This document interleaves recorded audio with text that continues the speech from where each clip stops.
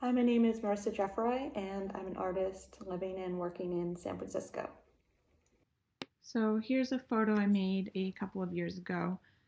I started by photographing actual architecture and then printed out those photos, cut them apart, and then used the cutout photos as sort of stencils for light, shining light through them, and then photographing the resulting shadows. And those are the images that became the final pieces.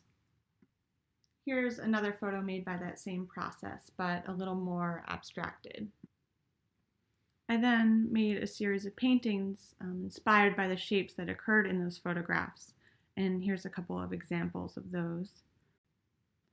And then, since I'm interested in dimensionality, I also returned those shapes to 3D by making sculptures out of wood and metal and acrylic plastic, which you see here. The individual shapes are still flat, but then I'm reintroducing them to space in the way I combine them into dimensional sculptures. For a project with Museo Eduardo Carrillo, I wanted to incorporate some more color, especially since the art will be viewed online and dimensionality will be hard to communicate. So I've been making some collages, and they're really different than my past work, but they still incorporate physically combining shapes into a form. I still really wanted to return to something more sculptural, so I've remade the collage in wood, and it fits together sort of like a puzzle.